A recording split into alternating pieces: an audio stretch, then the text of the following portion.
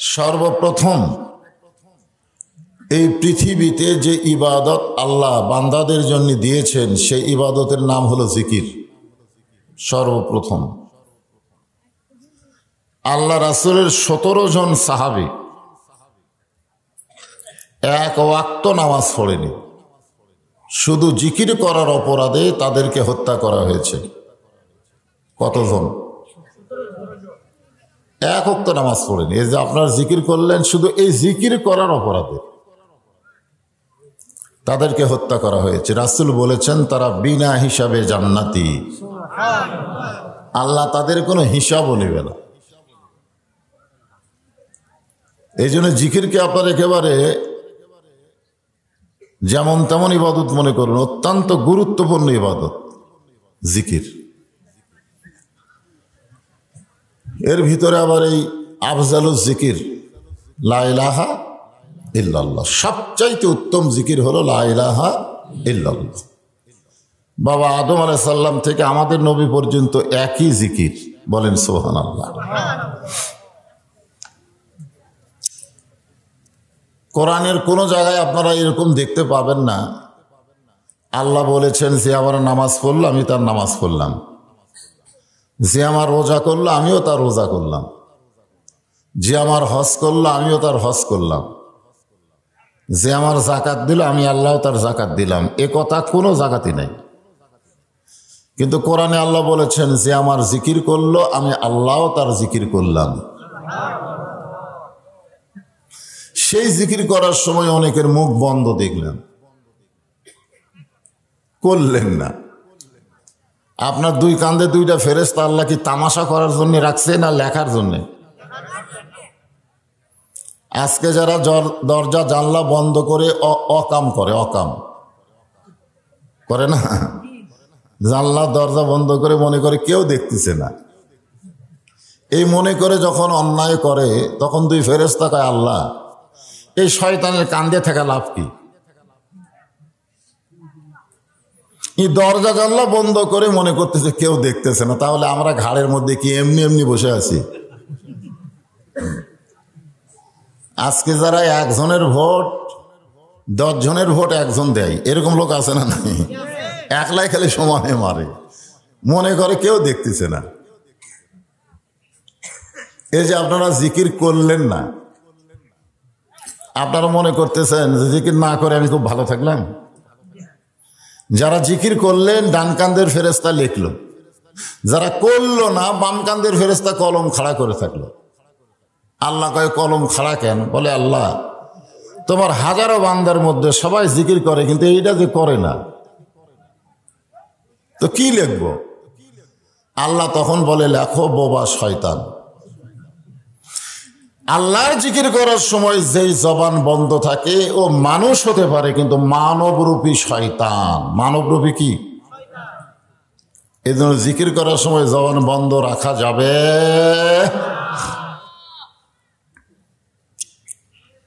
আমরা কলেমার জিকির শেষ করে বললাম মুহাম্মাদুর রাসূলুল্লাহ। কেউ যদি সারা জীবন মোহাম্মদ মোহাম্মদ মোহাম্মদ মোহাম্মদ জিকির করে একটা সওয়াব হবে না। আব্দুল আলিম একটা গান গাইছিল বহুদিন আগে, এখন গানটা কারেকশন হয়ে গেছে, আর সেটা নাই। নবী নাম জপে যেজন, নবী নাম জপে যেজন সেই তো দোজাহানের ধনী। তখন অনেক আলেম ওলামা বলল না, একজনেরই নাম জপা যাবে, তিনি হলেন আল্লাহ। আল্লাহ ছাড়া অন্য কারো নাম জপা যাবে? তো গানে কি লেখছে এখন? নবী নাম ভাবে যেজন, নবী নাম ভাবে যেজন সেই তো দোজাহানের ধনী। এই যে আমরা সাল্লাল্লাহু আলাইহি সাল্লাম বললাম, এটা কিন্তু কান্দের ফেরেশতা লিখতে পারলো না। মানে দরুদ শরীফ এত ওজন, এত মর্যাদা, যেটা আল্লাহ ইবাদতের মধ্যে রাখে নাই, এটা মহব্বতের মধ্যে ঢুকাই দিয়েছে। সুবহানাল্লাহ বলেন। ইবাদতের মধ্যে থাকলে কান্দের ফেরেশতা লিখবার পারত, কিন্তু ইবাদতের মধ্যে না থাকার কারণে একদল ফেরেশতা আল্লাহ এখানে মোতায়েন করে রাখছে। আপনি যখনই দরুদ শরীফ পড়বেন, দরুদ শেষ হওয়ার সঙ্গে সঙ্গে ওই ফেরেশতাগুলো আপনাদের নামে দরুদগুলো রাসূলের রওজা মোবারকে পৌঁছায় দিবে। বিশ্বাস হচ্ছে না? হচ্ছে না? হচ্ছে তো সবাই তো সুবহানাল্লাহ বলেন না। সেই দিন কোনো মর্দামি থাকবে না, কোনো নেতাগিরি চলবে না, কোনো সাহস হবে না। আল্লাহ যখন হাকিম হবে, আমরা যখন আসামি হব, ওই সময় একজন উকিল হবেন, একজন কি হবেন? উকিল। উকিল উকিল উকিল বলতেন আপনারা? ওই যে একটা গানের মধ্যে নাই, আসেন আমার মুক্তার, আসেন আমার ব্যারিস্টার, শেষ বিচার কোন বিচার? জবান খুলে বলেন কোন বিচার? আজকে বাংলাদেশের এই বিচারগুলো শেষ। জজ কোর্ট হলো না হাইকোর্ট, হাইকোর্ট হলো না সুপ্রিম কোর্ট, সুপ্রিম কোর্টেও যদি বিচার না পায় তখন শেষ বেলায় কি বলে? তোর বিচার আল্লাহ করবি রে। জোরে কোন কথা ঠিক কিনা? তার মানে আপনারা কি বুঝালেন? আল্লাহর বিচারের পরে আর কোনো বিচার নাই। আজকে যারা বিচারক হয়ে বিচার করতেছেন, বাংলাদেশে বিচারক আছে না নাই? বিচারক হয়ে যারা বিচার করতেছেন, মনে করেন তাদের বিচার হবে না? আপনাদের কি মনে হয় তাদের বিচার হবে না? এই জন্যে একটা গান আছে, আসেন আমার মুক্তার, আসেন আমার ব্যারিস্টার, শেষ বিচারের হাইকোর্টেতে তিনি আমায় করবেন পার, আমি পাপী রাসূল জাবিন্দার। আল্লাহ রাসূলের একটা হাদিসে আছে যে আপনি যত পাপই করেন, যত পাপ করেন, কিন্তু ঈমান নিয়ে যদি মরতে পারেন, কি নিয়ে? ঈমান নিয়ে যদি মরতে পারেন, রাসূল বলেছেন আমার সেই সকল উম্মত যতক্ষণ জান্নাতে না ঢুকবে, আমি নবী ততক্ষণ জান্নাতে ঢুকবো না। এমন একজন নবীর নাম শোনার পর করতে হয়। আর দরুদগুলো কি এখানে থাকলো? সব চলে গেল মদিনায়। আমি আপনি যাবার হয়তো সুযোগই পাবো না। অনেকে আছে মদিনায় কি হেঁটে যাওয়া যাবে? তাই যাইতে টাকা লাগবে, এত টাকা আমাদের আছে? অনেকেরই নাই। কিন্তু আমি যাবার না পারলেও আমার দরুদগুলো মদিনায় চলে যাবে, এই নিয়তে, এই মহব্বতে নবীর নাম শোনার সঙ্গে সঙ্গে জবান খুলে জোরে সরে বলা লাগবে সাল্লাল্লাহু আলাইহি ওয়াসাল্লাম। পাঁচকাউনিয়া দক্ষিণ পাড়া যুবকদের কর্তৃক আয়োজিত আজকের এই তাফসীরুল কোরআন মাহফিল, ওয়াজ মাহফিল 14তম অধিবেশনে আল্লাহ তাআলা যিনাকে সম্মানিত সভাপতির আসনে কবুল করেছেন, হযরত মাওলানা মোহাম্মদ আতাউল্লাহ, খতিব পাঁচকাউনিয়া বাইতুন নূর জামে মসজিদ। আজকের এই মাহফিলের সম্মানিত সভাপতিকে অন্তরের অন্তঃস্থল থেকে আমি শুভেচ্ছা জ্ঞাপন করছি। আজকের এই মাহফিলের সম্মানিত প্রধান অতিথি ডাক্তার মোহাম্মদ আব্দুল ওয়াহিদ, সম্মানিত প্রধান অতিথি আসতে পারেন নাই। সম্মানিত বিশেষ অতিথিবৃন্দ, বরেণ্য অতিথিবৃন্দ, সকলকেই অন্তরের অন্তঃস্থল থেকে আমি শুভেচ্ছা জ্ঞাপন করছি। সম্মানিত ওলামায়ে কেরাম, আপনারা মানেন বা না মানেন, এ জাতির শ্রেষ্ঠ সন্তান আলেম ওলামা, সুবহানাল্লাহ বলেন। যার প্রমাণ গতকাল আমির হামজা যখন মুক্তি পাইছে, ফেসবুক খুলে দেখেন, গোটা ফেসবুক আলেমদের দখলে। জোরে খান কথা ঠিক কিনা? মানেন বা না মানেন, এ জাতির শ্রেষ্ঠ সন্তান হলো আলেম ওলামা। রাসূল বলেছেন আল উলামা ওয়ারাসাতুল আম্বিয়া, আলেমেরা হচ্ছে নবীদের ওয়ারিস। জোরে কোন সুবহানাল্লাহ। আল্লাহ কোরআনে বলেন ইন্নামা ইয়াখশাল্লাহ মিন ইবাদিহিল উলামা। তোমরা আলেমদের নামে নানা রকম দোষ দিবার পারো, কিন্তু আলেমরা সবচাইতে আল্লাহকে বেশি ভয় করে। এ কথা সরকার কইছে না আল্লাহ কইছে? আল্লাহ কইছে। আপনাদের মাঝে মাঝে যে সমস্ত আলেম ওলামা বসে আছেন, মঞ্চে আছেন, মাগরিবের নামাজের পর থেকে যেনারা আলোচনা করে আপনাদেরকে শোনালেন, আলেম ওলামা সহ আজকের মাহফিলের বক্তাগণকে অন্তরের অন্তঃস্থল থেকে আমি শুভেচ্ছা জ্ঞাপন করছি।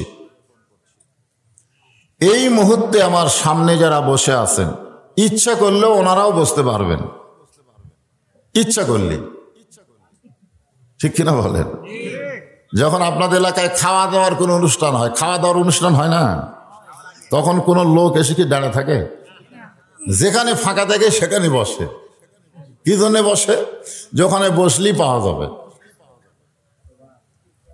আজকে যদি তাদের দৃষ্টি থাকতো, যদি চোখ থাকতো, এইটা দুনিয়ার সাধারণ কোনো মাহফিল নয়, এটা হলো জান্নাতের বাগান। এখানে বসলেই আল্লাহ তাকে মাফ করে দিবে। জোরে কানে সুবহানাল্লাহ।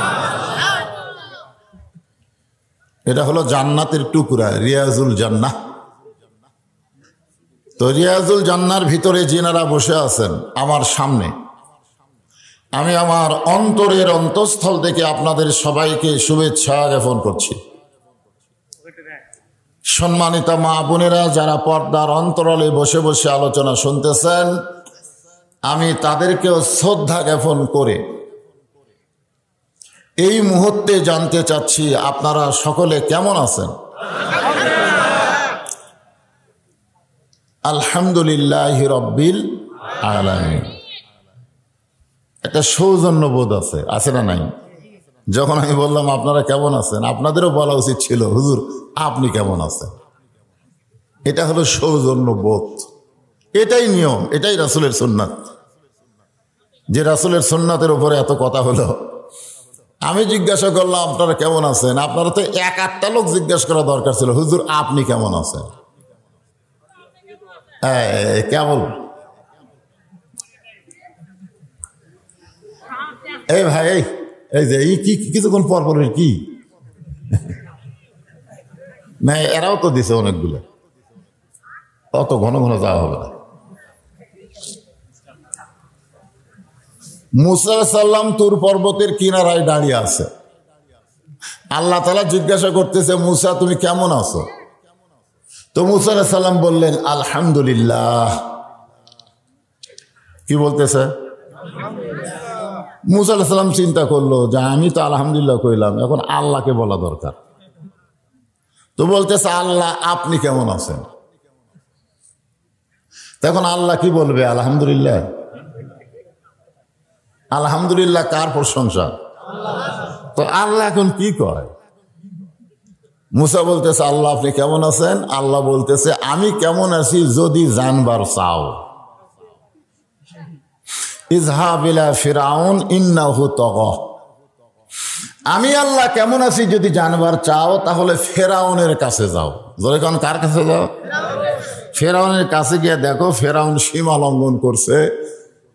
যেই ক্ষমতা আমার সেই ক্ষমতা ফেরাউন দাবি করতেছে। আজকে আমি কেমন আছি যদি জানবার চান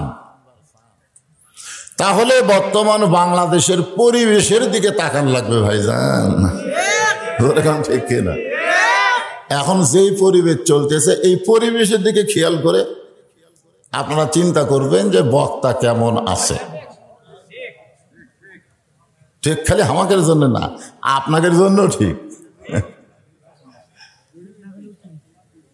যে আল্লাহ শারীরিক সুস্থতা দান করে মানসিক প্রশান্তি লাভ করার জন্য আজকের এই জান্নাতের বাগানে কবুল করলেন, আমরা সে আল্লাহর উপর খুশি না বেজার? তাহলে জবান খুলে সমস্বরে সকলে বলবো রব্বানা লাকাল হামদ হামদান কাসীরান তাইয়িবান মুবারাকান ফীহি। আমরা প্রশংসা করলাম কার? কেন করলাম? লাভ আছে। আসলে প্রশংসা কি কারণে আমরা করলাম বহু কারণের হিসাব করা যাবে না, ঠিক কিনা বলেন? কিন্তু এক নম্বর একটা কারণ হলো যে আল্লাহ আমাদেরকে ভগবানের ঘরে, ঈশ্বরের ঘরে, গডের ঘরে না পাঠাইয়া সরাসরি আল্লাহর ঘরে আল্লাহ আমাদের কবুল করেছেন। আল্লাহ ইচ্ছা করলে আমাদেরকে হিন্দুর ঘরে পাঠাবার পারত কি পারত না? ইচ্ছা করলে ইহুদি খ্রিস্টানদের ঘরেও পাঠাবার পারত, কিন্তু আল্লাহ ওই সকল ঘরে না পাঠাইয়া সরাসরি মুসলমানের ঘরে আল্লাহ আমাদের কবুল করেছেন। এই জন্য খুশি না বেজার? হয়তো বলবেন হুজুর, মুসলমানের ঘরে পাঠায় আমাকে লাভ কি? এ কোরআন শরীফে দেখেন আল্লাহ বলতেছেন, অমাইয়াবতাগি গায়রাল ইসলাম দীনান ফালাই ইউকবালা মিনহু। ইসলাম ছাড়া অন্য কোনো ধর্ম কেউ যদি গ্রহণ করে, হিন্দু বলেন, বৌদ্ধ বলেন, খ্রিস্টান বলেন, আর যত ধর্ম আছে, ইসলাম ছাড়া গয়রাল ইসলাম আর দীনান যদি কেউ গ্রহণ করে, আল্লাহ বলেছেন লা ইউকবালা মিনহু, সেইটা কবুল করা হবে না। এই আয়াতের দ্বারা বোঝা গেল গোটা পৃথিবীতে একটাই মাত্র ধর্ম, সেই ধর্মের নাম কি? যারা বলতেছেন না তাদের সন্দেহ আছে নাকি? সেই ইসলামে আল্লাহ আমাদের কবুল করেছেন। আরে আল্লাহর প্রশংসা করার কারণ হলো আল্লাহ আমাকে বিশ্বনবীর উম্মত হিসেবে কবুল করেছেন। যেই নবী জান্নাতের মধ্যে গিয়েও আমাদেরকে ভোলে নাই। লাইলাতুল মেরাজে আমাদের নবী জান্নাতের মধ্যে গেছিল, আপনারা জানেন? হ্যাঁ, ফেরেশতা জিবরাইল বলেন, হুজুর আপনি যদি দুনিয়াতে ফেরত না যান, আল্লাহ আপনাকে বের করে দিবে না। কারণ আল্লাহ কোরআনে বলেছেন ফাদখুলুহা খালিদিন, কেউ যদি একবার জান্নাতে প্রবেশ করে, আল্লাহ বলেছেন যে চিরস্থায়ীভাবে জান্নাতে থাকবে। আপনি যদি আর বার না হন তো আল্লাহ আপনাকে বার করে দিবে না। জিবরাইল কিন্তু কথাটা ভালোই করেছে, ঠিক কিনা? এখন কারণ দুনিয়াতে থাকা লাভ কি? এই বছরে আপনার চাচা আবু তালেব মারা গেল, আপনার দরদের বউ খাতিজা মারা গেল, তায়েফের ময়দানে গিয়ে আপনি রক্তাক্ত হলেন, খামাখা ওই কষ্টের দুনিয়াতে গিয়ে আর কি করবেন? আল্লাহ রাসূল রাগ করে বললেন, জিবরাইল যেই কথা একবার বলেছো এ কথা আর দ্বিতীয়বার বলো না। কারণ আল্লাহ যদি আমাকে বলতো জান্নাতে থাকার জন্য ঢোকেন, আমি নবী জান্নাতে ঢুকতামই না। আমি শুধু জান্নাত দেখার জন্য ঢুকছি। আল্লাহ আমার উম্মতের জন্য কেমন জান্নাত বানাইছে দেখার জন্য। জোরে কেন সুবহানাল্লাহ? আমার জন্যে, আমার উম্মতের জন্য কেমন জান্নাত বানাইছে শুধু দেখার জন্য ঢুকছি। আমি সেই দিন জান্নাতে থাকার জন্য ঢুকবো যেদিন আমার সমস্ত উম্মতেরা জান্নাতে ঢুকবে। এখন চিন্তা করেন, যেই নবী জান্নাতে গিয়েও হামাকরক ভোলে না, আর আমরা এখন ভোট দেওয়া নেতা বানায় সংসদে পাঠাই, উই আর হামাকের কথা মনে রাখে না। জোরে কোন কথা, ঠিক কিনা? যেটা আপনাদের গ্রামে আসার সময় রাস্তা থামি দেখলেন, হাই রে ঠেলা ভাই। তাহলে চিন্তা করে দেখেন যে আপনারা কোন নেতাকে মানবেন। যেই নেতা জান্নাতে গিয়েও আমাদেরকে বলে না, আমরা সেই নেতা না যাই সংসদে গেলে আর আমাদের কথা খেয়াল হয় না, সেই নেতা। এগুলা পানসা ফেস্টা নেতার পিছনে সময় নষ্ট না করে বরং আমার নেতা, তোমার নেতা বিশ্ব নবী যারা বলতেছেন না, খুব বিপদত পড়ে যাবেন। কিন্তু আমি আর একবার স্লোগান দিই, দেখি কিভাবে বলে। যে বলো আমার নেতা, তোমার নেতা, সকলে বলবেন বিশ্ব নবী মোস্তফা। বলতে সমস্যা আছে? আমার নেতা, তোমার নেতা বিশ্ব নবীর চরিত্র ফুলের মতো। ওরা ফায়না এলাকা জিকরা, এই আয়াতের তাফসিরে বলে দেখবেন। মাইকলা ভাইকে আমি বলবো সাউন্ড খুব জোরে দেওয়ার দরকার নেই, সাউন্ডটা যেন জনগণ বুঝবার পরে এই কায়দায় সাউন্ড দিও। আমি যে বলবো বিশ্বনবীর চরিত্র, আপনার বলবেন ফুলের চাইতেও পবিত্র। বলতে পারবেন না? বিশ্বনবীর চরিত্র লিল্লাহি তাকবীর, আলহামদুলিল্লাহ। আল্লাহর প্রশংসা করার কারণ হলো আমরা যে কোরআন থেকে তাফসীর শুনবো। কি শুনবেন? তাফসীর। 14 বছর হলে এখানে তাফসীর হচ্ছে, খালি শুনবো নাকি? আর তুলনা করব, গত বছর আইছিল, এবার আইলো, কোনটা ভালো রে? যাওয়ার সময় এটাই হবে তুলনা। আল্লাহ বলেছেন সামিনা ও তাআনা। আপনাদের চাইতেও গুরুত্ব দিয়ে কোরআন শুনেছে আবু জেহেল। আপনারা কি গুরুত্ব দিচ্ছেন? আবু জেহেল এত গুরুত্ব দিছে যে সকালবেলা মিটিংয়ে বলতেছে এত সুন্দর কোরআনের বাণী, রাতটা কোন দিক দিয়ে গেল আমি বুঝবারই পারিনি। দেখছেন, একটা রাত কোন দিক দিয়ে গেল আবু জেহেল বুঝবার পারেনি। তা আবু সুফিয়ান বলতেছে নেতা, যেই কোরআন শুনতে রাত কোন দিক দিয়ে গেল বোঝা যায় না, সেই কোরআন ধরলে অসুবিধা কি? ও তা না মানে কি? কোরআন ধরা, গ্রহণ করা। আমার কথা কি আপনারা বুঝতেছেন? যেই কোরআন শুনতে গিয়ে আপনি রাত কোন দিক দিয়ে গেল বুঝবার পারলেন না, সেই কোরআন ধরতে অসুবিধা কি? আরো সুবিধা। আল্লাহ বলেছেন অত সহজ না, এটা ধরবার গেলেও বিপদ আছে। আল্লাহ বলেছে লা ইয়ামাসসুহু ইল্লাল মুতাহহারুন। ততক্ষণ পর্যন্ত এটা স্পর্শ করতে পারবা না যতক্ষণ পর্যন্ত তুমি পবিত্র না হবা। যেই কোরআন ধরবার গেলে পবিত্র হওয়া লাগে, সেই কোরআন যদি একবার মানুষ ধরে, ওই মানুষটা কত বড় দামি মানুষ হবে। একই গাছের কাঠ দিয়ে 3টা জিনিস বানাচ্ছে, একটা খাট, একটা সোফার, একটা রেহাল। আপনার বলেন তো দাম বেশি কার? কি জন্যে? হ্যাঁ, একটা সাধারণ কাঠের রেহাল দাম হয় 50 টাকা। হাতের থেকে পড়ে যদি পায়ের ওপর পড়ে, তাক তুলা 2 বার চুমা খায়। খাট কয় একই গাছের কাঠ দিয়ে তুইও হলি আমরাও হইলাম রে, আমাকে খেলে লাগতেই। আর তুই পায়ের ওপর বললি তোরে চুমা খায়। রেহাল বলে তোদের সাথে মানুষের সম্পর্ক আর আমার সাথে আল্লাহর কোরআনের সম্পর্ক। আজকে বাংলাদেশে অনেকে মানুষের রাজনীতি করে, আবার অনেকে আল্লাহর কোরআনের রাজনীতি করে। জোরে কোন কথা ঠিক কিনা? দুটাই সমান। একটা হলো খাট মার্কা আর একটা হলো রেহাল মার্কা। লাগতে আজকে সেই কোরআনের তাফসীর হবে যে কোরআনের শুরুতেই আল্লাহ বলেছেন যালিকাল কিতাব লা রাইবা ফিহ। এমন একটা কিতাব আল্লাহ আমাদেরকে নিয়ামত স্বরূপ দান করেছে যার মধ্যে কোনো সন্দেহ নাই। হুদাল্লিল মুত্তাকিন। এই কথা বলি তো কাম সারছে। যদি পাইকারি হারে কোরআন থেকে হেদায়েত পাওয়া যেত, আবু জেহেলও পাত। জোরে কোন কথা ঠিক কিনা? কিন্তু আবু বকর পাইছে, আবু জেহেল পায়নি। এর ভিতরে কারণ আছে। আজকে আমাদের বাংলাদেশে আবু জেহেল মার্কা মানুষই বেশি, আবু বকর মার্কা মানুষ খুবই কম। জোরে কোন কথা ঠিক কিনা? আজকে সূরা মুলকের 2 নম্বর আয়াত আপনাদের সামনে তাফসীর হবে।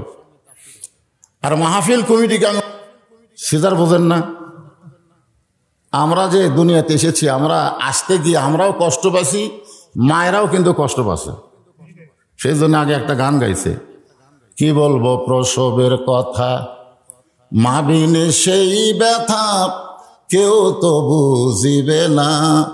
মাজন ঠেকিয়া সন্তানের দায়, অকালে মা মারা যায়, কেন সে মায়ের ভক্তি করবানা।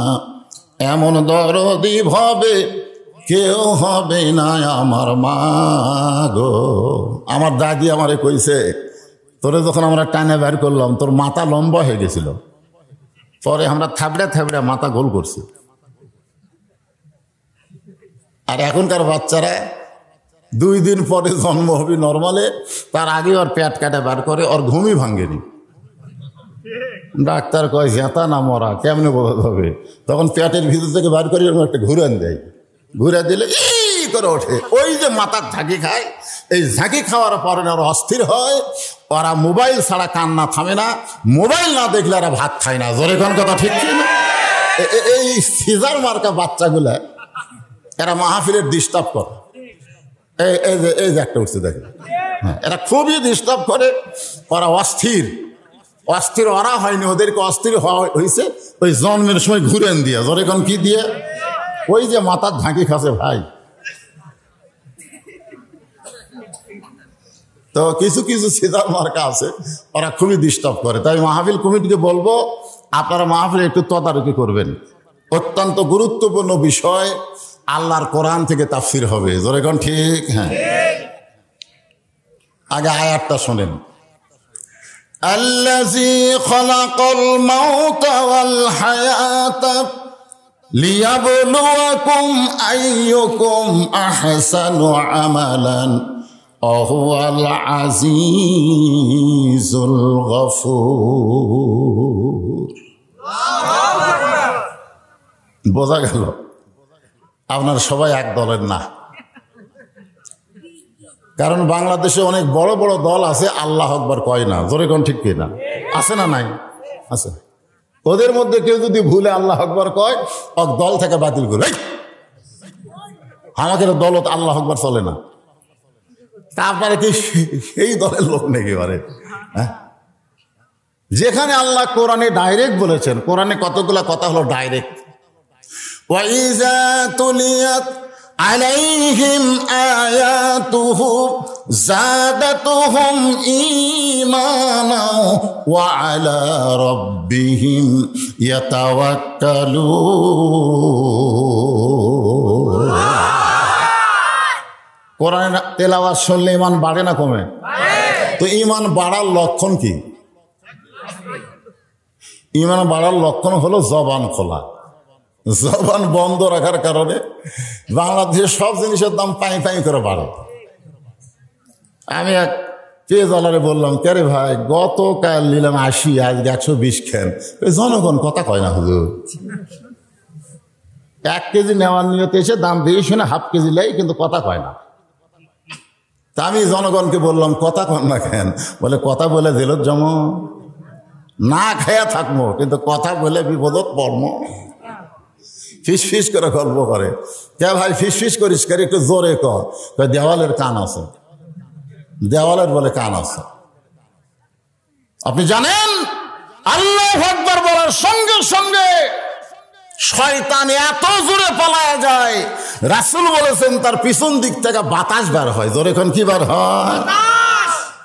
আপনি সারা জীবন সুবহানাল্লাহ সুবহানাল্লাহ সুবহানাল্লাহ বলেন, আল্লাহ খুশি হবে, কিন্তু শয়তান বেজার হবে না। আপনি সারা জীবন যদি আলহামদুলিল্লাহ আলহামদুলিল্লাহ বলেন, আল্লাহ খুশি হবে, কিন্তু শয়তান বেজার হবে না। আর যখন আল্লাহু আকবার বলবেন, তখন আল্লাহ খুশি হবে, শয়তান বেজার হবে। তাহলে শয়তান বেজার করার দরকার আছে না নাই? দরকার আছে না নাই? ইন্না শাইতানা লাকুম আদুউন, ও আয়াত না সূরা ছিলেন, ইন্না শাইতানা লাকুম আদুউন ফাত্তাখিযুহু আদুওয়ান। শয়তান তোমাদের শত্রু, তোমরাও শয়তানকে শত্রু হিসাবে গ্রহণ করো। আচ্ছা, ওই যে কুচকা মাঝখান থেকে উঠলো, আপনাদের মনে কিছুই করলো না? না না না, আপনাদের মন কিছুই কয় না? না না না, এই উঠবে কেন? আল্লাহ রাসূল কেন বললেন 7 বছর থেকে নামাজের তালিম দাও আর 10 বছর থেকে জোর করে নামাজ ধরাও? এটা কেন বললেন? এটা বলার পিছনে কারণ নাই? এজন্য কারণ আছে না নাই? 7 বছর মানে কি? যা বুঝাবেন তাই বুঝবে। নিয়ত কিভাবে করা লাগবে, হাত কিভাবে বান্ধা লাগবে, সূরা ফাতিহা আমরা মুখস্থ করতে এই বুড়া বয়সে 1 মাস লাগবে, আর 8 ঘন্টা লাগবে। জোরে কোন কথা ঠিক কিনা? এজন্য 7 বছর থেকে তালিম দাও আর 10 বছর থেকে জোর করে ধরাও। আর বয়স তো 10 পার হয়ে গেছে, তো জোর করে বসান লাগবে। বস, বুঝিস বা না বুঝিস, কোরআনের মাহফিলে বস। এই বসাটাই তোর জন্য হেদায়েতের খোরাক হবে। জোরে কোন ঠিক? হ্যাঁ। এখন আয়াতের বাংলা অর্থ শোনেন, আগে অর্থ বলে তারপরে তাফসীর। আল্লাযী মানে যিনি, যিনি মানে আল্লাহ। খালাকাল মাউতা ওয়াল হায়াতা, মৃত্যু এবং হায়াতকে সৃষ্টি করেছেন। মৃত্যু আর হায়াতের স্রষ্টা কে? আরো জোরে।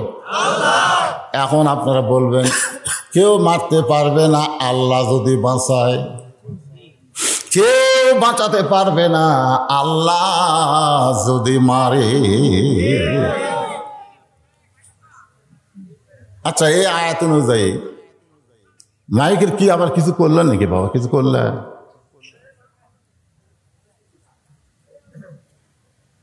আমি একটা কথা বলি, একটা লোক যদি খুব চিল্লে তখন মানুষ কি কয়, এত জোরে কথা বলিস করে বোঝা যায় না, এ কথা কয় না? আবার কেউ যদি খুব আস্তে আস্তে কথা কয়, এত ম্যান ম্যান করিস করে শোনা যায় না। তার মানে জোরেও ভালো না, আস্তেও ভালো না। গাছ লম্বা হলে ঝড়ে ভাঙবি, ছোট হলে ছাগল খাবি। জোরে কোন ঠিক কিনা? মাঝামাঝি আসওয়াতা না, মাঝামাঝি সবসময় ভালো।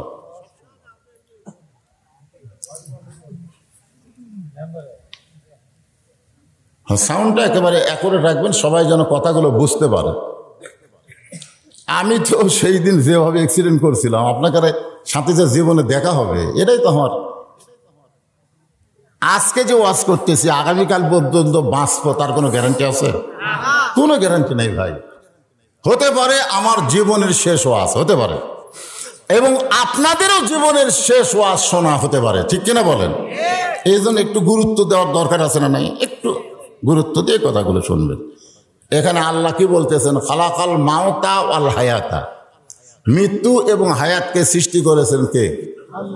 তাহলে এখানে আমাদের বিশ্বাস করা লাগবে যে কেউ মারতে পারে না আল্লাহ যদি বাঁচায়, কেউ বাঁচাতে পারবে না আল্লাহ যদি মারে। বিশ্বাস আছে? নাই। আমাকে একজন বলতে, হুজুর তাহলে ইসরায়েল যে ফিলিস্তিন মারতেছে, এটা কি ইসরায়েল মারতেছে না আল্লাহ মারতেছে? আপনার আয়াত অনুযায়ী তো কেউ মারতে পারে না যদি আল্লাহ মারে, বাঁচাতে পারে না যদি আল্লাহ মারে, তাহলে ফিলিস্তিন মুসলমানকে তো আল্লাহ মারতেছে। এটি খামাখা ইসরায়েলের দোষ দেয় লাভ কি? আমি তখন তাদেরকে বললাম, ভাই বাংলাদেশে 3টা রহমান বিদায় লিখে, তুমি জানো? তো বলে, হুজুর কি রহমান? একটা হলো বঙ্গবন্ধু শেখ মুজিবুর রহমান, একটা হলো জিয়াউর রহমান, আর একটা হলো জিল্লুর রহমান। বলে, হ্যাঁ হুজুর, এই 3টাই তো বাংলাদেশের প্রেসিডেন্ট ছিল। আমি বললাম, বলো তো শেখ মুজিবুর রহমান মরছে না মারছে? হচ্ছে মারছে। জিয়াউর রহমান মরছে না মারছে? জিল্লুর রহমান মারছে না মরছে? কথা কয় না। তাহলে একটার ব্যাপারে আমরা বলি মরছে, 2টার ব্যাপারে বলি মারছে। আমি কিন্তু এই খালাকাল মাওতাল হায়াতের তাফসীর বোঝানোর জন্য আপনাদের বলতেছি। একটা গান আছে যে ভণ্ডকের মধ্যে আছে, আপনার এলাকার যদি ভণ্ড থাকে তাহলে বুঝবেন। ভণ্ড আছে? মাটির পুতুল বানায়া তুমি করিলা বেহুশ, তুমি যেমনি নাচাও তেমনি নাচে পুতুলের দেও দোষ। শুনছেন? মাটির পুতুল বানায়া করিলা বেহুশ, তুমি যেমনি নাচাও তেমনি নাচে পুতুলের দেও দোষ। তুমি সর্প হইয়া দংশন করো, আবার ওজা হইয়া ঝাড়ো, তুমি চোরকে বলো চুরি করো, আবার পুলিশ হইয়া ধরো। এরকম গান আপনারা শোনেন নাই? আজকে তাফসিরে শোনেন। ফিলিস্তিনের যারা দুনিয়া থেকে বিদায় নিচ্ছে, এদেরকে মৃত্যু বলা যাবে না, কারণ আল্লাহ কোরআনে বলেছেন, ওয়ালা তাকুলু লিমান ইউকতালু ফি সাবিলিল্লাহি আমওয়াতুন বাল আহইয়াউ ওয়ালাকিন লা তাশউরুন। কি বুঝলেন আয়াতের অর্থ কি?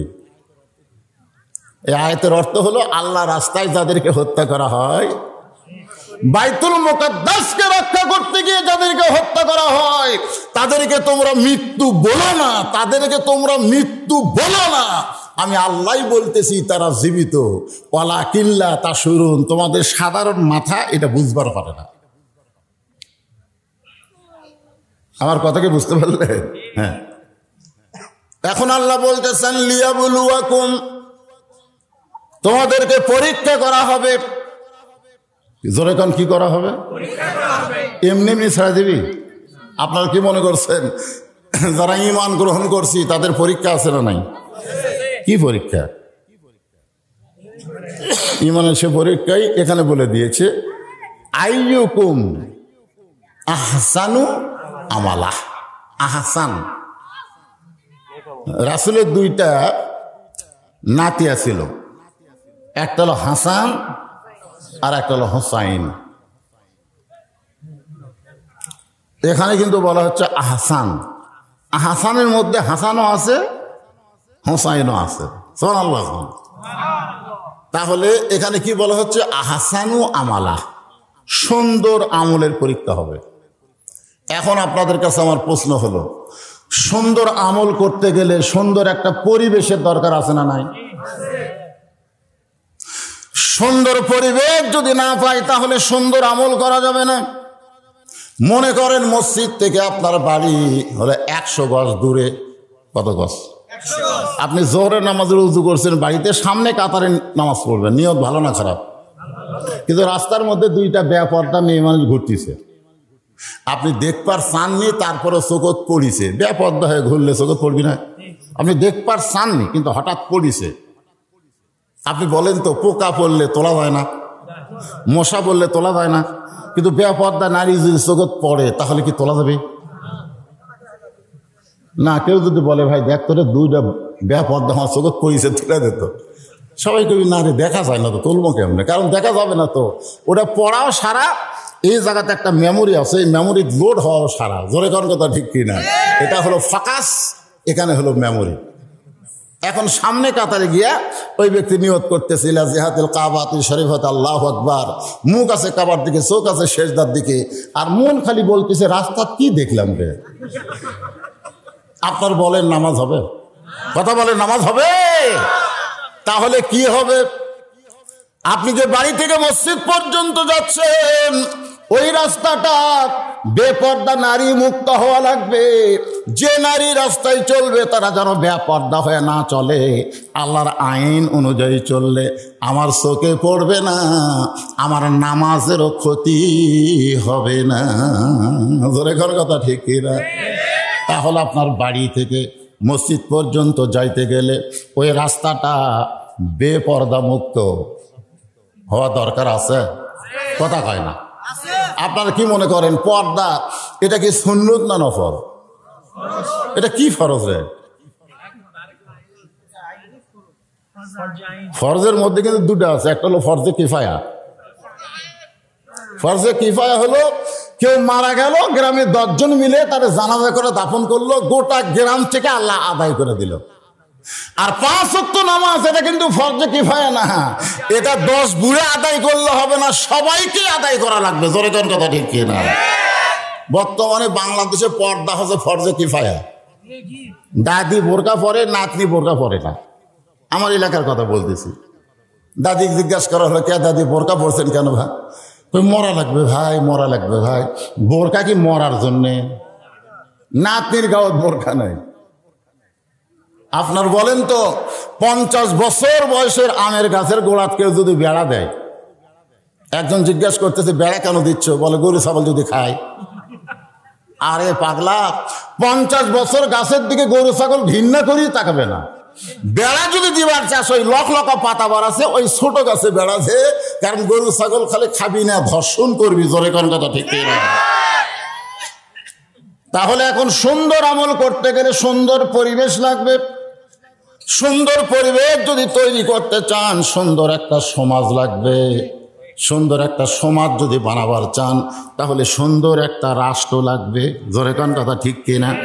সুন্দর একটা রাষ্ট্র যদি তৈরি করতে চান তাহলে মানুষের তৈরি করা আইন দেওয়া হবে না, আমার আল্লাহর কোরআনের আইন লাগবে। এখন আপনারা বলেন এই কোরআন শুধু তেলাওয়াতের কিতাব, শুধু তেলাওয়াত করলেই প্রতি অক্ষরে অক্ষরে 10টা করে নেকি পাওয়া যাবে, এই নিয়তেই বুঝে আল্লাহ আমাদেরকে কোরআন দিয়েছেন। প্রত্যেকদিন সকালে কোরআন পড়বা, কিন্তু কোরআন কি বলে এইটা তোমাদের বোঝার দরকার নাই। পরে জিজ্ঞাসা করা আপনি জিজ্ঞাসা করতেছেন ভাই পেপারে কি পড়লেন? ওই পড়ছি ভাই, বুঝিনি। একটা লোক বাংলা বই পড়তেছে, কে ভাই কি আছে রে? পড়বি তো বুঝবি না কেন? আজকে পৃথিবীর সব পড়ে মানুষ বোঝার জন্য, আর কোরআনের ভাগ্য এত খারাপ, কোরআন পড়ে খালি সোয়াবের জন্য, শুধু সোয়াব কামাইয়ের জন্য কোরআন। আপনাদের কি ধারণা? হ্যাঁ, নিজের গালে নিজে চল মারতেছে হযরত ওমর, ডান হাতে ডান গালে, বাম হাতে বাম গালে, মসজিদের মেম্বরে বসে। এমন সময় ওসমান গনি গিয়ে বলে, আমির আল মুমিনিন, আপনি কি পাগল হয়ে গেলেন? নিজের গালে নিজে চল মারতেছেন। ওমর ফারুক বলে, ওসমান, মিন শাররিল ওয়াসওয়াসিল খান্নাস, আমার ভিতরে শয়তান আমাকে ধোঁকা দিছে। ওসমান গনি বলে, কি ধোঁকা দিল? ওমর ফারুক বলতেছে, আমার শয়তান নফস বলতেছে আমি অর্ধ পৃথিবীর খলিফা। ওসমান গনি বলতেছে, এটা তো মিথ্যা কথা না, আপনি তো অর্ধ পৃথিবীর খলিফা, বাংলাদেশের মতন ৯৬টা দেশের আপনি খলিফা। জোরে কোন সুবহানাল্লাহ। ওমর ফারুক বলে, ওসমান, এটাই হলো সবচাইতে বড় ধোঁকা। শুধু বর্তমান নিয়ে যারা চিন্তা করবে, এটাই হলো সবচাইতে বড় ধোঁকা। আমাকে চিন্তা করা লাগবে অতীতের কথা, আমাকে চিন্তা করা লাগবে ভবিষ্যতের কথা। জোরে কোন ঠিক কিনা? আজকে বর্তমানে আমি যে পজিশনে আছি, শোনেন আমার কথা বলতেছি, অন্যের কথা বললে কবে হুজুর আবার আমাকে বিরুদ্ধে কয়, দরকার নেই, আমার কথা বলতেছি। আমি এক সময় অতীতে রাস্তায় রাস্তায় ডায়েরি লিয়া ঘুরতাম, টুপিওয়ালা জুব্বালা দেখেই বললাম, ভাই একটা দাওয়াত দেন তো, আমি ওয়াজ করি। তখন তার এরকম মিডিয়া ছিল না, তোর ওয়াজ আমরা জীবনে শুনিনি, আজকে দাওয়াত দিয়ে মাহফিল নষ্ট কর্ম। 10 জনের কাছে দাওয়াত চাই, আমি একটা দাওয়াতও পাইনি। এটা হলো আমার অতীত। আর আমার বর্তমান, এত দাওয়াতের চাপ, ভয় আমি 3 তালা লুকে থাকি। সিসি ক্যামেরা দেখে আমার সেটারি মোবাইল করি, যেভাবে হোক চাটা খিলে বিদায় করে দে, আমি কিন্তু নামবো না। এটা হলো আমার বর্তমান। আর আমার ভবিষ্যৎ হলো মসজিদের খাটনি আমার বাড়ির আঙ্গিনায় আসবে, রঙিন কাপড় খসায়, সাদা কাফনের কাপড়ে চকলেটের মতন মোড়ায় আমাকে কবরে নিয়ে যাবে। জোরে কোন কথা ঠিক কিনা? তো আপনি এখন বর্তমানে কি হনু রে? একবার ভবিষ্যতের চিন্তা করো, একবার অতীতের কথা মনে করো। ওসমান গনি বলেন, আমির আল মুমিনিন, আপনার অতীতের খবর আমি জানি না। ওমর ফারুক বললেন, অতীতে আমি খালার বাড়িতে রাখালি করতাম, বিকাল বেলায় যখন ছাগল নিয়ে আসতাম, খালা ছাগল গুনে আমার কান ধরে বলতো, কয়টা নিয়ে গেলি, কয়টা ফেরত আনলি? আমি ছাগল গুনে দিকে 3-4টা কম। আমি আবার দৌড় দিতাম, পাহাড়ি এলাকায় গিয়ে খুঁজে খুঁজে ছাগলগুলো নিয়ে যখন খালারে দিতাম, খালা আমার মাথার চুল ধরে বলতো, ওমর, আজকে যেই ভুল করেছ, আগামীকাল যদি একই ভুল করো, তাহলে তোমার রাখালের চাকরি কিন্তু ক্যান্সেল হয়ে যাবে। আমি খালার পা ধরে বলতাম, খালা, আমার রাখালের চাকরি ক্যান্সেল করে দিলে আমি থাকবো কোথায়, খাবো কি? যেই উমর একদিন রাখালের চাকরি রক্ষা করার জন্য খালার পা ধরে কেঁদেছে, আজকে সেই উমরকে আল্লাহ অর্ধ পৃথিবীর খলিফা বানাইছে। এটা উমরের যোগ্যতায় নয়, এটা কেবল মাত্র আল্লাহর কোরআনের ওসিলা। আপনারা কি মনে করেন এ কোরআনের পাওয়ার আছে না নাই? আজকে বাংলাদেশে গানের কোনো পাওয়ার নাই,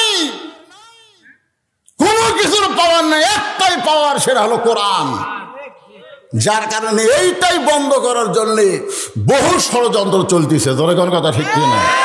কিছুই হয়নি তো। বাংলাদেশে কোরআনের কোনো আইন চলে? খালি কোরআনের আইনের কথা বলে, এটাও বলবার দেবে না। এরকম কিছু লোক আছে না নাই? আপনি সুদের বিরুদ্ধে কোরআনে আছে না নাই? আমি সুদের বিরুদ্ধে ওয়াজ করতে, সুদ খোটেরা। আচ্ছা, যারা মাগরিব আর এশার নামাজ না পড়ে ওয়াজ শুনতেছেন, আপনাদের বিরুদ্ধে মনে হয় কিছু নাই? আল্লাহ রাসূল বলেছে, লা সালাত আলা ঈমান, যার নামাজ নাই তার ঈমানই নাই। এমন কথাও রাসূল বলেছেন, মান তারাকা সালাতু মুতাম্মিদান ফাকাত কাফারা, ইচ্ছা করে এক ওয়াক্ত নামাজ যারা বাদ দিল ওরা কাফের হয়ে গেল, কাফের। তাহলে যে নামাজের বিরুদ্ধে ওয়াজ আছে, সুদখোরের বিরুদ্ধে ওয়াজ আছে, ঘুষখোরের বিরুদ্ধে ওয়াজ আছে, সব কিছুর বিরুদ্ধে আছে না নাই? মদখোরের বিরুদ্ধে ওয়াজ আছে। এখন সবাই যদি না হুজুর এলা বাদ দেওয়াজ করেন, তাহলে কি তাফসীর করবেন?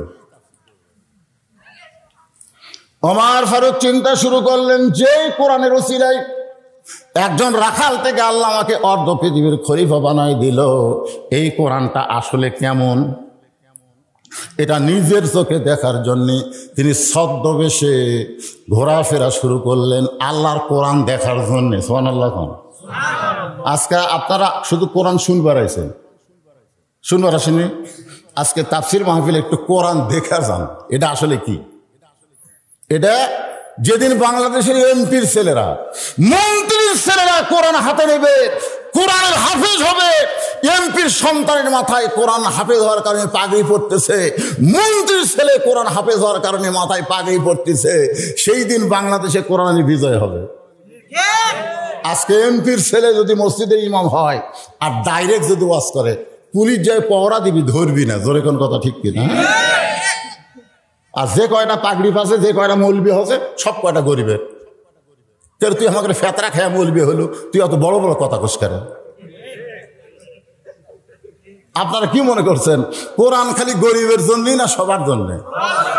তুমি মুসলমান দাবি করো, তোমার ভিতরে একটা কোরআনের অক্ষর যদি না থাকে তুমি উজার ঘর। দুনিয়াতে বাংলাদেশে মুসলমান বলে দাবি করতে পারো, কিন্তু মরার সময় মুসলমান হয়ে মরতে পারবা না।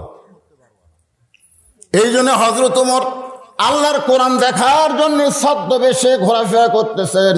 হঠাৎ হযরত ওমর দেখতে পায় মরুভূমির ভিতরে একজন রাখাল উট আর দুম্বা চড়ায়। ওমর ফারুক কোরআন দেখার জন্য রাখালকে সালাম দিলেন। সুবহানাল্লাহ। অর্ধ পৃথিবীর খলিফা, বাংলাদেশের মতন কয়টা দেশ? এই এটা মনে থবেন, ৯৬টা দেশের খলিফা একটা রাখালকে সালাম দিলেন। আসসালামু আলাইকুম রাখাল ভাই, আমার পেটে ক্ষুধা লাগছে, আমি উটের এক পেয়ালা দুধ চাই। রাখাল মুসকে মুসকে হাসে। ওমর ফারুক বলে, রাখাল হাসো কেন? বলে, হাসার কারণ হলো তুমি আমাকে সালাম দিলে সালামের উত্তর দেব না, তুমি উটের দুধ চাইলেও তোমাকে দুধ দিব না। ওমর ফারুক বললেন, আমার অপরাধ কি? রাখাল বলল, তোমার অপরাধ হলো তোমার পরিচয় আগে জানা লাগবে, আগে তোমার পরিচয় দাও, তুমি কে? ওমর ফারুক চিন্তায় পড়ে গেলেন, আমি অর্ধ পৃথিবীর খলিফা, আমি ছদ্মবেশে আল্লাহর কোরআন দেখার জন্য আইছি, এখন যদি আমি পরিচয় দেই তাহলে তোমার ঘুঙুর ফাঁস হয়ে যায়। ওমর ফারুক যখন এই চিন্তা করতেছে, এমন সময় আল্লাহর কোরআন সামনে এসে বলতেছে, ওমর রাখাল যখন তোমার পরিচয় চাইছে তুমি আসল পরিচয় দাও। তোমার আসল পরিচয় হলো মিল্লাতা আবিকুম ইব্রাহিম হুয়া সাম্মাকুমুল মুসলিমিন। তোমার আসল পরিচয় হলো তোমার জাতির পিতা ইব্রাহিম তোমার নাম রেখেছে মুসলমান। ওমর ফারুক বলে, রাখাল ভাই আমার পরিচয় হলো আমি একজন মুসলমান। ঠিক আছে মেম্বার সাহেব না? ডাক্তার সাহেব দেখি, আচ্ছা আপনি ডাক্তার হয়ে প্রধান অতিথির আগমন। একটা প্রধান অতিথি এসে বসলো, একটা টেরও দেয় না। আমি কিন্তু আপনি না আসার আগে আপনার শুভেচ্ছা দিয়ে ওয়াজ শুরু করছি, আলহামদুলিল্লাহ। তো যাই হোক, যেটা বলতেছি, কি বলতেছি বলে গেলে হবে না। আপনাকে কি বলে সিজার মার্কে গুলো সাইজ করবেন আপনারা, তাফসীর শুনবে আগে, কোরআনকে জানা লাগবে, চিনা লাগবে, তাছাড়া কোরআনের কি বুঝবেন? এখন আমার পরিচয় কি আমি মৌলানা, ইনার পরিচয় কিন্তু সভাপতি, ওনার পরিচয় উনি কি ডাক্তার? আসল পরিচয় হলো মুসলিমিন, আমরা সবাই মুসলমান। জোরে কোন কথা ঠিক কিনা? যে বলবো আমাদের আসল পরিচয় কি, যারা জবান আছে জবান খুলে বলবেন মুসলমান। আমাদের আসল পরিচয় কি? আরো জোরে জোরসে বলেন। রাখাল মুসকি মুসকি হাসে। ওমর ফারুক বলে, রাখাল হাসো কেন? বলে, হাসার কারণ হলো আসল না নকল। ওমর ফারুক চোম করছে, কে রে, মুসলমান তো মুসলমানই, এর মধ্যে আসল নকল কি? রাখাল বলতেছে, আসল মুসলমান যারা হবে তারা চাওয়ার ব্যাপারে সতর্ক থাকবে। আসল মুসলমান দরকার হলে ফাঁসির মঞ্চে যাবে, কিন্তু রাষ্ট্রপতির কাছে বাঁচার দরখাস্ত লিখবে না। আসল মুসলমান দরকার হলে সালবির মতন টুকরা টুকরা হয়ে যাবে। আমার জামাই ওয়াজ করলো, জোরে কোন কথা ঠিক কি না? কিন্তু কাফেরদের কাছে জীবন ভিক্ষা চাবে না। আসল মুসলমান চাওয়ার ব্যাপারে সতর্ক থাকবে। আসল মুসলমান কোনোদিনও বলবে না, আমার দয়াল বাবার দরবারেতে কেউ ফিরে না খালি হাতে।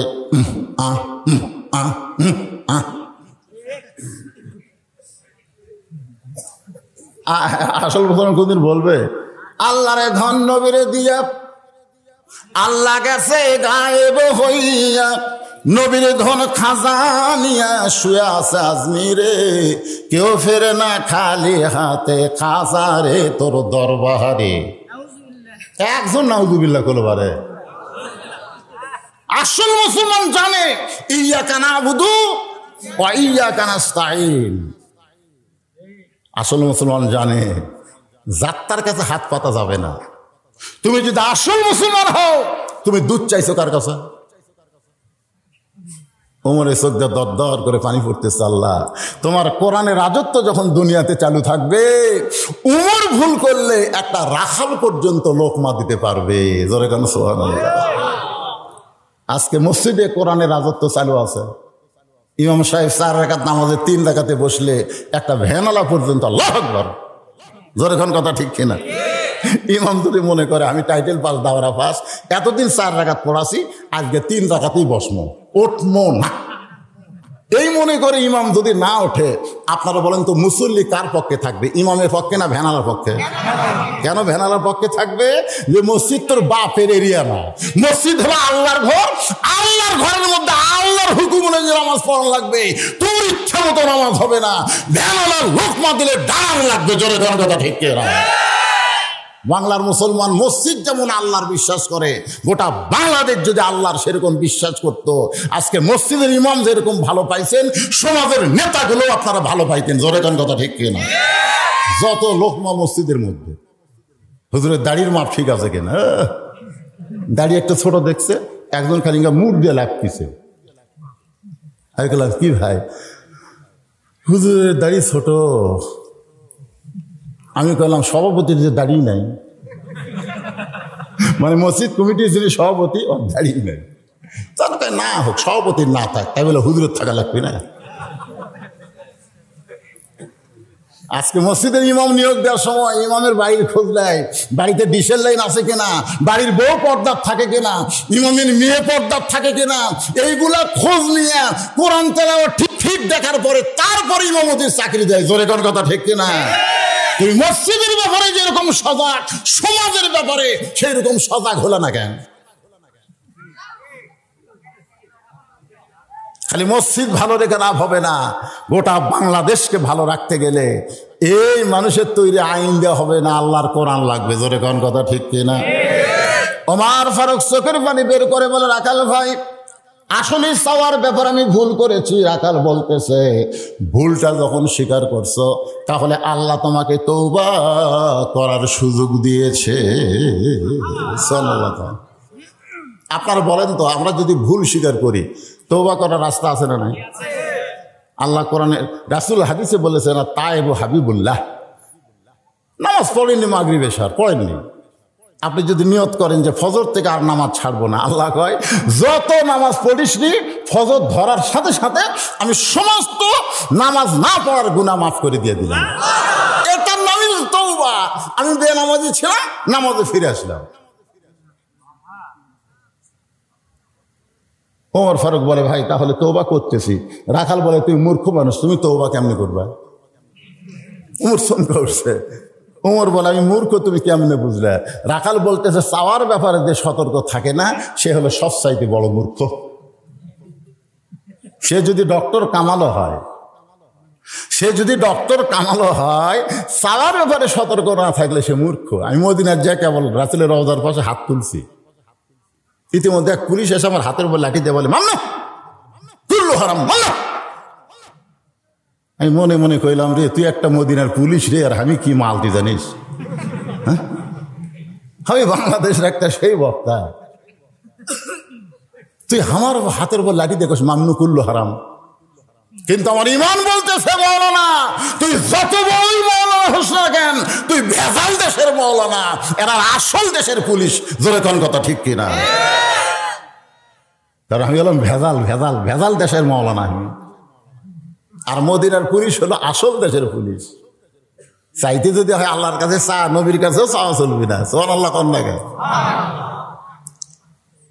রাখাল বলতেছে, তুমি মূর্খ মানুষ, তুমি তওবা কেমনে করবা?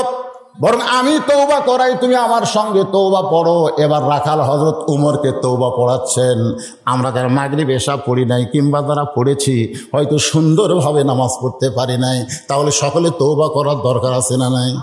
তাহলে আমার সঙ্গে সকলে পড়েন, আস্তাগফিরুল্লাহ রব্বি মিন কুল্লি জামবিউ ওয়া তুবু ইলাইহি লা হাওলা ওয়ালা কুওয়াতা ইল্লা বিল্লাহিল আলিয়্যিল আযীম। ওমর ফারুক তওবা করার পরে বলতেছে, ও রাখাল ভাই, আল্লাহর হস্তে উটের এক পেয়ালা দুধ দাও। কার হস্তে? আল্লাহর হস্তে। আগে কি করছিল? আল্লাহ ছিল। তওবা করার পরে বলে, ও রাখাল ভাই, আল্লাহর হস্তে উটের এক পেয়ালা দুধ দাও। রাখাল মুস্কি মুস্কি হাসে। ওমর ফারুক বলে, রাখাল আবার হাসো কেন? বলে, হাসার কারণ হলো তওবা করার পরে তুমি আবার মুনাফিকি করলে। যেই কইছে মুনাফিক, ওমর ফারুকের চেহারা রক্তের মতন লাল হয়ে গেছে। এই রাখাল, মুখে যা আসে তাই বলিস। রাখাল বলতে, অত রাগ করেন কেন? লিমা তাকুলু মা লা তাফালুন। আপনার মুখের সাথে মনের মিল নাই। আপনি সত্যি করে বলেন তো, আমি কি উটের মালিক? আমি যদি উটের মালিক হইতাম, আপনি আমাকে রাখাল বললেন কেন? আর যখন রাখাল বলেছেন, তখন আপনার মন বলতেছে উটের মালিক না।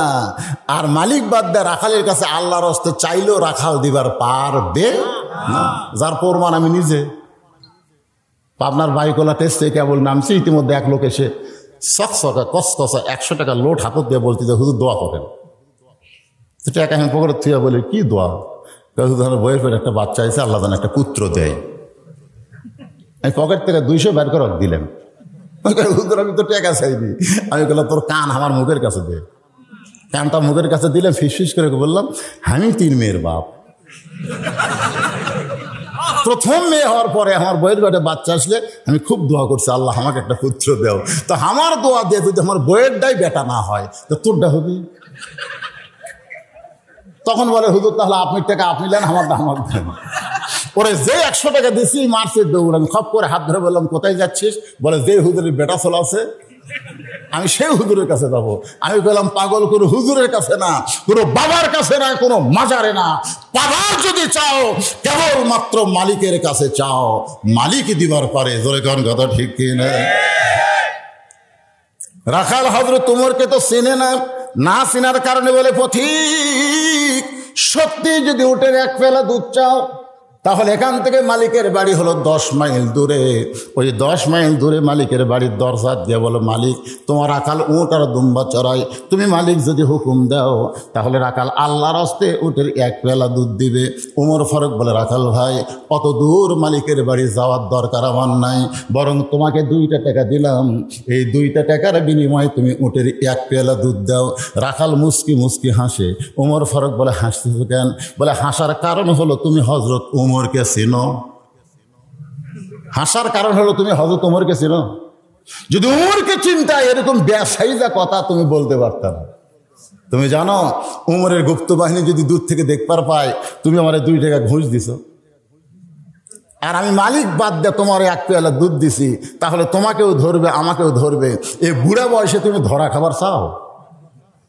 ওমর ফারুক বলে, রাখাল ভাই তাহলে চলো পাহাড়ের গুহার মধ্যে যাই, ওই গুহার মধ্যে গিয়া গোপনে তোমাকে 2 টাকা দেব, আর তুমি গোপনে আমাকে উটের 1 পেয়ালা দুধ দিবা। তোমার মালিকও জানতে পারবে না, ওমরের গুপ্ত বাহিনীও দেখতে পারবে না। সঙ্গে সঙ্গে রাখাল বলে, ভণ্ড ভণ্ড, তুমি ভণ্ড, তুমি ভণ্ড।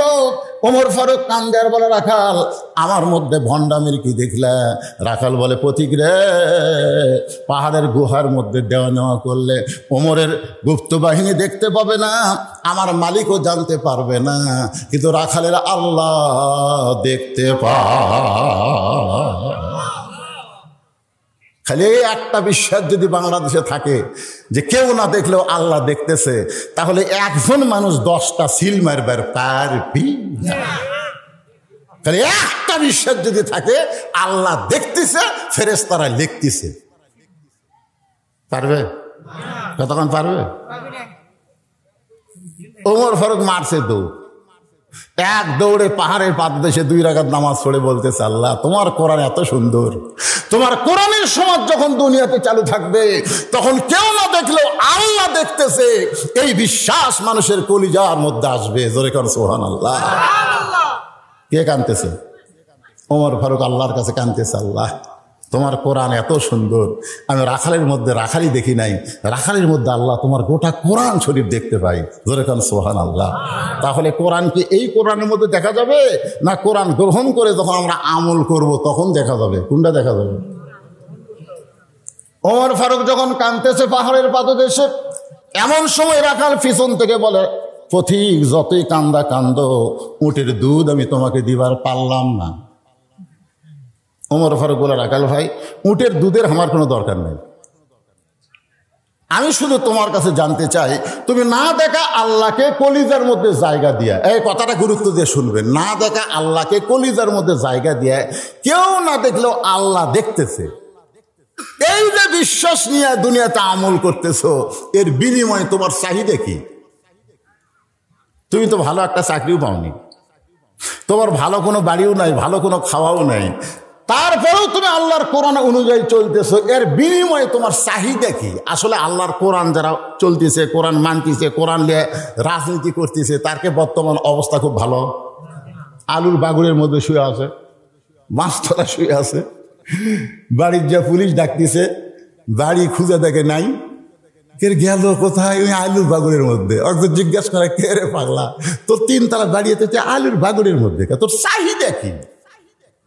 আসলে একটা চাহিদা আছে না নাই? এখন ওমর ফারুক রাখালকে বলে, রাখাল না দেখা আল্লাহকে কলিজার মধ্যে জায়গা দিয়া তুমি আল্লাহর কোরআন অনুযায়ী চলতেছো, এর বিনিময়ে তোমার চাহিদা কি?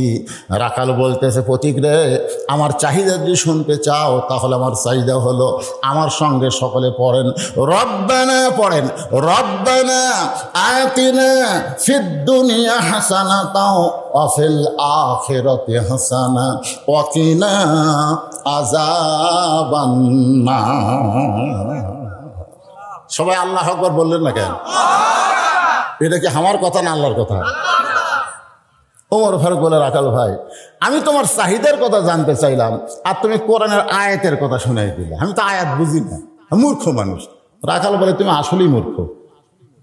এই আয়াতের মধ্যে 2টা চাওয়া আছে, একটা হলো দুনিয়ার চাওয়া, একটা হলো আখিরাতের চাওয়া। দুনিয়ার চাওয়া হলো মহামানব হযরত উমরকে আমি এক নজর দেখতে চাই, যে উমর আল্লাহর কোরআন দিয়ে রাষ্ট্র চালানোর কারণে আমার মতন রাখাল না দেখা আল্লাহকে কলিজার মধ্যে জায়গা দিবার পারছি, সেই হযরত উমরকে যদি একটা বার দেখতে পাইতাম তাহলে দুনিয়ার জীবন আমার সার্থক হয়ে যাইত। আর আমার 2 নম্বর চাহিদা হলো, আমি রাখাল যখন মরে যাব, মরে গেলে অদম রাখালকে আল্লাহ যেন জান্নাত দেয়। তাহলে রাখালের চাহিদা কয়টা? 1 নম্বর চাহিদা কি? উমর মানে এখানে ভালো নেতা। জোরে কান, কি নেতা? আমাদের সমাজের মধ্যে ভালো নেতা দেখার চাহিদা আপনাদের আছে?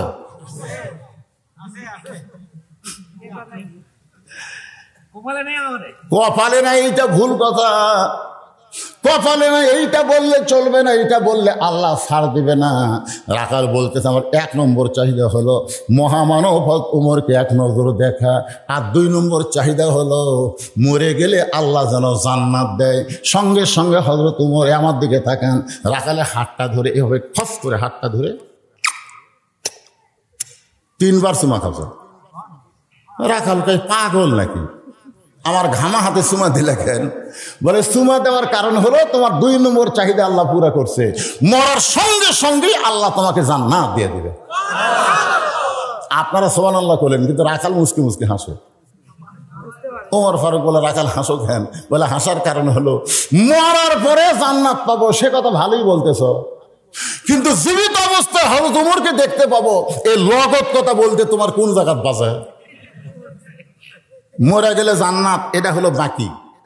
টাকা দিল 10, বেস্ত ফসা ফস, এটা লগত না বাকি? আমার জামাইকে আপনারা দান করলেন, ওই কি দুনিয়াতে আপনাকে কিছু দিবার ফেললো? খালি মরে গেলে তো মরে গেলে জান্নাত পাবো, এই বাকি কথা ভালোই কইলে, কিন্তু হযরত ওমরকে এক নজর দেখতে পাবো, এই কথা বলতে তোমার কোন জায়গাত বাজে? ওমর ফারুক চিন্তাত পড়ে গেছে, যে আমাকে তওবা পড়াছে, জোরে কারণ কি পড়াছে? যে আমাকে মুনাফিক করছে, ভণ্ড করছে। এখন যদি বলি আমি ওমর, এখন যদি বলি ভাই তুমি যে ওমরকে দেখ পারছাও সেই ওমর আমি রে, বলাও সারা স্ট্রোক করে মরাও সারা, জোরে কারণ কথা ঠিক কিনা? হযরত ওমর চিন্তায় পড়ে গেলেন যে আমি যে ওমর, এই কথা রাখালকে কেমনে বলবো? এমন সময় আল্লাহর কোরআন সামনে এসে বলতেছে, উদউ ইলা সাবিলি রাব্বিকা বিল হিকমাহ। জোরে কান সুবহানাল্লাহ। আমি টাঙ্গাইলে ওয়াজ করতে বলতেছি, মেয়ে মানুষের কোরআন তেলাওয়াত জোরে করাও জায়েজ নাই, পরপুরুষ শুনলে পর্দার খেলাফ হয়। মেয়েরা জোরে কথা বলবেন না, পরপুরুষ যেন শুনতে না হয়। এইরকম মেয়েদের কথার উপর যখন ওয়াজ করতেছি, তখন এক মেয়ে আমাকে স্লিপ দিয়েছে, হুজুর মেয়েরা কোরআন তোলার জোরে বললে পরপুরুষ শুনলে যদি পাপ হয়, জোরে কথা বললে পরপুরুষ শুনলে যদি পাপ হয়, তাহলে প্রধানমন্ত্রী জাতির উদ্দেশ্যে যখন ভাষণ দেয়, এই ভাষণ শোনা কি? তো আমি তখন এই চিঠি পড়া চিন্তা করতেছি, আমি যদি এখন ডাইরেক্ট ফতুয়া দেই, তাহলে আমার যমুনা পার হওয়ার দিবি না। জোরে খান কথা ঠিক কিনা? আমি কি এতই বোকা নাকি? আল্লাহর কোরআন বলতেছে, যেখানে ডাইরেক্ট পারবা না, সেখানে হিকমতের মার দিবে। ওমর ফারুক ডাইরেক্ট বলে পারবি? বললে হাত ফেল করে মরবে। ওমর ফারুক যখন চিন্তা করতেছে, আল্লাহর কোরআন বলে, ওমর ডাইরেক্ট যদি বলবার না পারো, তাহলে তুমি হিকমত অবলম্বন করো। ওমর ফারুক রাখালকে বলতেছে, ও রাখাল ভাই, সত্যি যদি তুমি হযরত ওমরকে দেখবার চাও, তাহলে তোমাকে ফজরের নামাজ মনোযোগ দিয়ে শুনবেন। ফজরের নামাজ সামনে কাতারে আদায় করা লাগবে। ফজরের নামাজ যদি সামনে কাতারে আদায় করো, তাহলে মেহরাবের মধ্যে দেখবা যে মানুষটা ইমামতি করতেছে, ওই মানুষটি হলো হযরত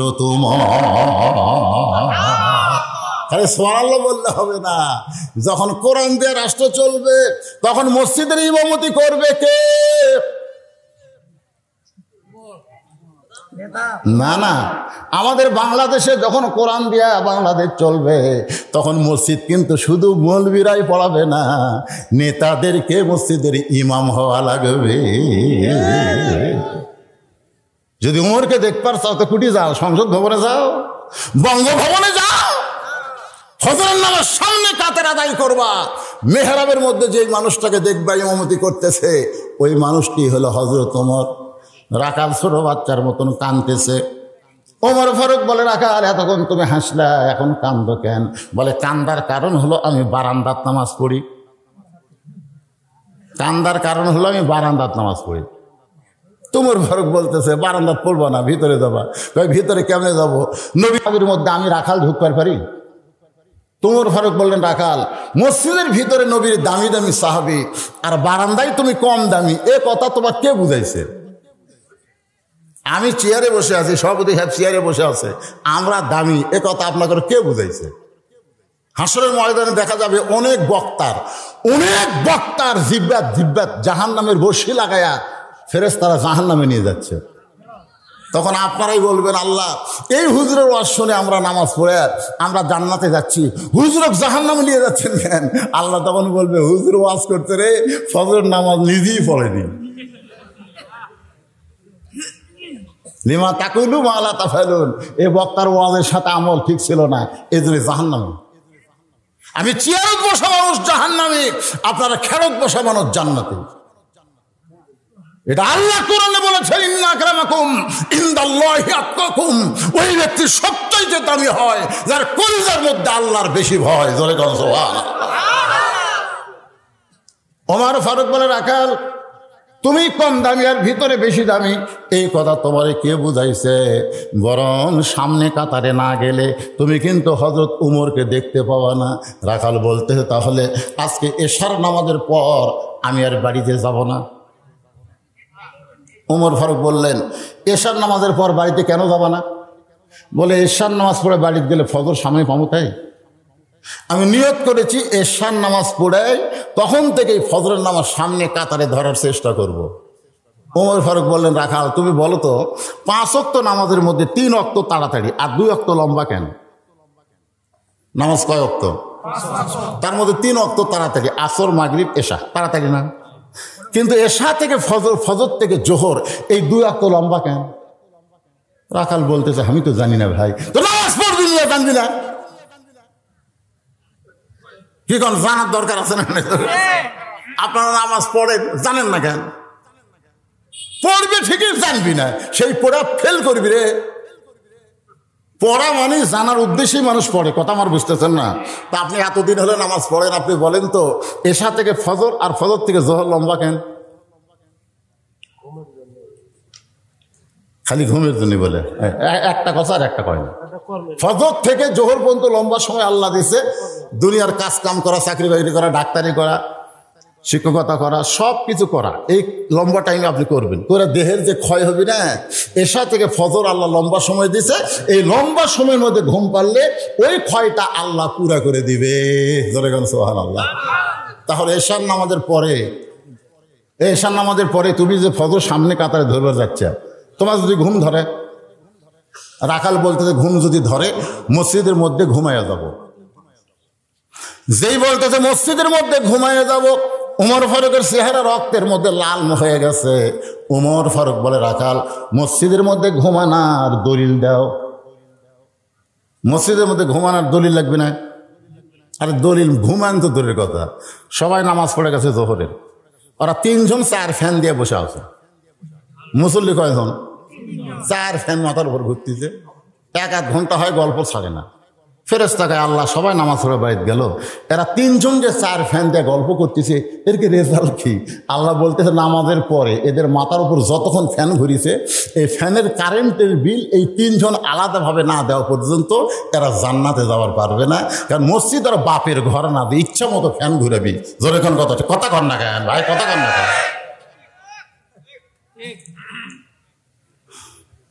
বরং সামনে কাতারে নামাজ পড়ার চেষ্টা করো। আজানের গুরুত্ব ফজরের নামাজে কম না বেশি? ফজরের নামাজে 2টা শব্দ, একই শব্দ 2 বার কয়। এই যুবকেরা তোমরা শুনছো? কেমনে শুনবে? 3টা পর্যন্ত আর্জেন্টিনার খেলা দেখে তোমরা ঘুমালে, আসসালাতু খায়রুন নাম শুনবা না দেখে তোমরা মাথার উপর কম্বল দিলে, তোমার পাও বের হবে সেই জন্য তুমি পাও টানা বুকের কাছে তুলে। বাবা নামাজ পড়তে যাওয়ার সময় চিন্তা করে, যে ছেলে আমার 3টা পর্যন্ত হইচই করে খেলা দেখলো, সেই ছেলে আজান দেওয়ার পরে কুঠি গেল রে, তাকায় দেখে মনে হয় চাউলের বস্তা ঠেকাতেছে, চাউলের বস্তা। বিড়াল যেরকম ইন্দুর ধরে, বাবা আস্তে আস্তে ঘরের মধ্যে ঢুকে ঘুম করে লিছে হুজুর, আমার ঘুম ভাঙ্গায়া গেল রে মরার কোকিলা। যুবকেরা আমার কলজা খুশি হয়ে গেছে, আজকে মুরব্বীদের চাইতে যুবকের সংখ্যাই বেশি। এই যুবকদের ভালো করতে গেলে আমি বলবো না বোঝা উচিত না, স্বয়ং জিবরাইলও যদি ওয়াজ করে তাও এদেরকে ভালো করা যাবে না। এদেরকে ভালো করতে গেলে আনুনাজ্জিলু মিনাল কুরআনি মা হুয়া শিফাউ ওয়া রাহমাতুল লিল মুমিনিন, এই কোরআনের ঔষধ এদেরকে প্রয়োগ করা লাগবে। জোরে কোন কথা ঠিক কি না? সভাপতি সাহেব কথা কন, একটা স্লোগান দেওয়া লাগবে, সব সমস্যার সমাধান আপনার বলবেন দিতে পারে আল কোরআন। পারবেন না ভাইজান? সব সমস্যার সমাধান। বর্তমান প্রধানমন্ত্রী 564টা মসজিদ বানাইছে, প্রত্যেক নেতারা বলে পৃথিবীর কোন প্রধানমন্ত্রী এত মসজিদ বানায়নি। আমি এক ওয়াজে বললাম 500 মসজিদ কেন, 5 লাখ মসজিদ বানালেও লাভ নাই যদি মুসল্লি না থাকে। জোরে কথা কন না কেন? আমাদের প্রধানমন্ত্রী ক্ষমতাতে আসার সাথে সাথে আল্লাহ তাআলা আইন করেছে, আল্লাযীনা ইম্মাক্কান্নাহুম ফিল আরদ। যখন কোনো মুসলমানকে ক্ষমতার চেয়ার দেওয়া হয় তখন 1 নম্বর দায়িত্ব হলো 500 মসজিদ বানান না, 1 নম্বর দায়িত্ব পদ্মা সেতু নির্মাণ করা না, 1 নম্বর দায়িত্ব বাল্য বিয়ে বন্ধ করা না, 1 নম্বর দায়িত্ব মাদক মুক্ত যুবক গড়ান না, এগুলো সবই দায়িত্ব। তবে 1 নম্বর দায়িত্ব হলো আকামুস সালাত, নামাজ কায়েম করা। ধরে কোন কথা ঠিক করা। আজকে প্রধানমন্ত্রী মসজিদ বানানোর সাথে সাথে যদি পুলিশদেরকে বলতো যে যুবকরা নামাজের আজান দিলে বেড়ে ঘুরবি, পাছার কাপড় খুলে একের গোস্তের উপর 10টা করে বাড়ি, আমাদের ওয়াজ দিয়ে কাম হবে না, একটা আইন দিয়ে কাম হবে। কথা কর না কেন, কথা কর না কেন? হ্যাঁ রে মসজিদ রে মুসল্লি নাই রে, কি মন খারাপ করতেছেন? একটু মনোযোগ দিয়ে শোনেন। এতদিন রাখাল নামাজ পড়েছে বারান্দায়, জোরে কান কোথায়? আজকে নামাজ পড়বে মসজিদের সামনে কাতারে। এখন সামনে কাতারে নামাজ কেন পড়বে সেটা তো আপনারা শুনলেন, ওমরকে এক নজর দেখার জন্যে। এখন আপনাদের কাছে অত্যন্ত গুরুত্বপূর্ণ বিষয় হলো মসজিদ ঢোকার সময় একটা নিয়ম আছে। জোরে কান কি আছে না নাই? ইচ্ছা মতো ঢুকবেন। ওখানে ঢুকলে আল্লাহর আইন হলো ডান পাও, আল্লাহর আইন কোন পাও? যদি কেউ বাম পায়ে ঢোকে রাসূল বলেছেন তাকে আবার ব্যাক গিয়ার দেওয়া লাগে। ব্যাক গিয়ার মনে করে আপনি গাড়ি চালাতে চালাতে এমনভাবে নিয়ে গেছেন আর কোনা ঘোরাবার পারতেছেন না, তখন ওটিই কি আপনি ঘোরাবার যাবেন? তখন আপনি ব্যাক গিয়ার দেবেন। যদি বাম পায়ে মসজিদে ঢোকেন তখন ব্যাক গিয়ারে আবার বার হয়ে আসা 3 বার ইস্তেগফার পড়া লাগবে। আল্লাহ এত বড় ভুল আমার কেমনে হলো, 3 বার আস্তাগফিরুল্লাহ পড়ার পরে আবার ডান পায়ে জবান খুলে দোয়া পড়া লাগবে, আল্লাহুম্মা ফতাহলি আবওয়াবা রাহমাতিক।